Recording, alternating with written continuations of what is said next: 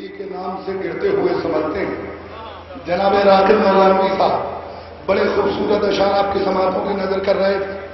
آئیے حضرات اس سلسلے کو آگے بڑھایا جائے، کیونکہ جہاں سے مسئلہ شروع ہوا تھا وہیں پا کے محفل کا مسئلہ بھی ہوگا۔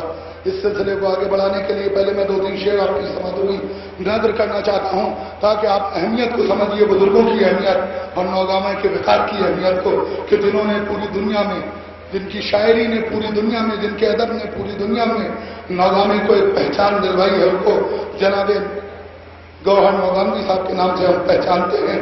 لیکن اس سے پہلے میں 2-3 شعر پڑھنا چاہتا ہوں۔ بڑے اچھے اشعار سنائے جناب راقم صاحب نے۔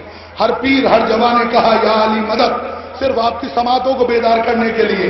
ہر پیر ہر جوان نے کہا یا علی مدد، ہر شخص ہر زبان نے کہا یا علی مدد، اور گرتا ہوا زمین سے بچہ سنبھل گیا، بے ساختہ جو ماں نے کہا یا علی، بے ساختہ جو ماں نے کہا یا علی مدد۔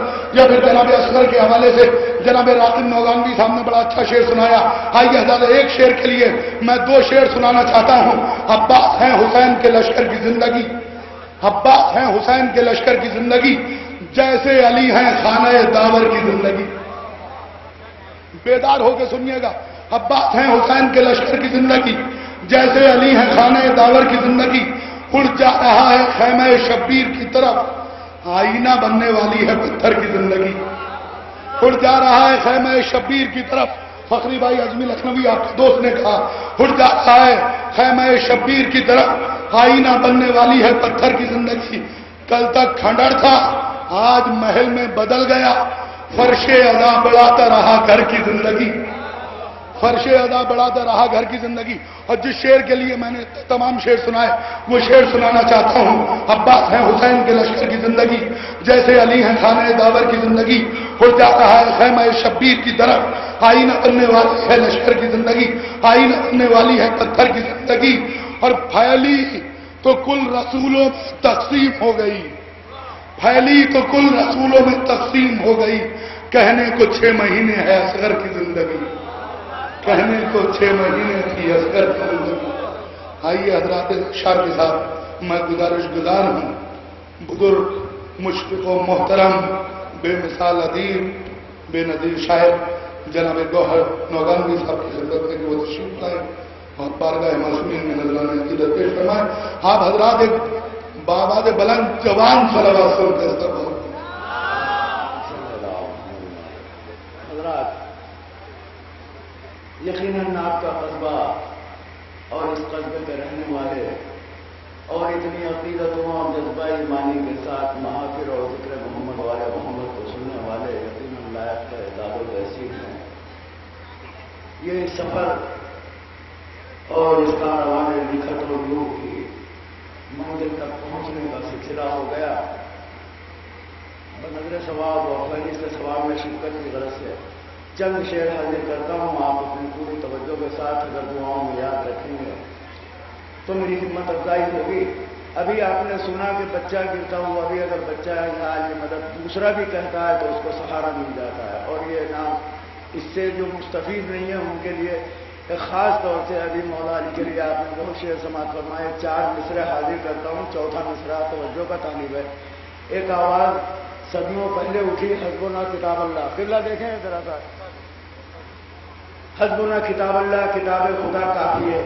اور خالی کتاب کی کیا حیثیت ہے، 4 مصروں میں حاضر کرنے کی کوشش کرتا ہوں۔ سماعت فرمائیں کہ علی کھا کے ٹھوکر جو علی کو نہ پکارے گا، چند منٹ میرے ساتھ شریک ہو جائیں۔ 4تھا مصرع خاص طور سے سماعت فرمائیں گے آپ حضرات۔ کھا کے ٹھوکر جو علی کو نہ پکارے گوہر، لاکھ سنبھلے وہ سنبھلتا ہی نہیں گرتا ہے۔ کھا کے ٹھوکر جو علی کو نہ پکارے گوہر، لاکھ سنبھلے وہ سنبھلتا ہی نہیں گرتا ہے۔ اور اس شعر پہ آپ کی داد چاہتا ہوں، لاکھ سنبھلے وہ سنبھلتا ہی نہیں گرتا ہے، اور بس معلم بنا کافی ہے اسی طرح کتاب، جیسے اندھا کوئی آئینہ لیے پھرتا ہے، جیسے اندھا کوئی آئینہ لیے پھرتا ہے۔ حضرات یہ 4 مصرے بھی موضوع کے حوالے سے سماعت فرمایا۔ ایک نعرہ صلوات سے آپ حضرات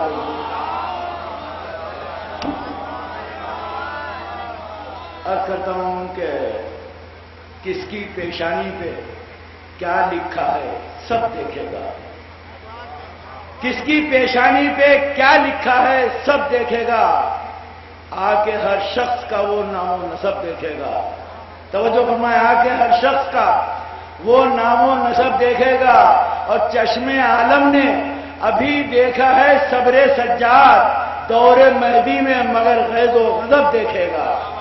اور یہ ایک مطلب اور دو شعر اور آخر میں حاضر کرتا ہوں، سماعت فرما لیں کہ تاج تاراج ہوا لاکھوں کا لشکر لے کر، عرض کرتا ہوں سماعت فرمائے کہ تاج تاراج ہوا لاکھوں کا لشکر لے کر، صبر نے پائی ظفر صرف 72 لے کر، صبر نے پائی ظفر صرف 72 لے کر، صبر نے پائی ظفر صرف 72 لے کر، اور تشنگی مالک و مختار ہوئی کوثر کی، تمکنٹ ڈوب گئی گہرے سمندر لے کر، تمکنٹ ڈوب گئی۔ اس شعر پہ آپ سے میں دعاؤں کا طالب ہوں کہ تمکنٹ ڈوب گئی گہرے سمندر لے کر، اور حاکم شام کی نسلوں سے یہ بیعت نے کہا، حلق کی سمت نہ جانا کبھی خنجر لے کر، حلق کی سمت نہ جانا کبھی خنجر لے کر۔ اور ادھر یہ 4 مصرے آپ تمام حضرات کی طرف سے میں اس محفل کے اس آخری حصے کی نظر کرتا ہوں، سماعت فرمانے کے سیم و ضربے کہاں ہم اہل قلم مرتے ہیں، سیم و ضربے کہاں ہم اہل قلم مرتے ہیں، شخصیت کا نہیں کردار کا دم بھرتے ہیں، اور مدحت آل پیمبر سے سجا کر محفل فرض ہم اجر رسالت کا ادا کرتے ہیں۔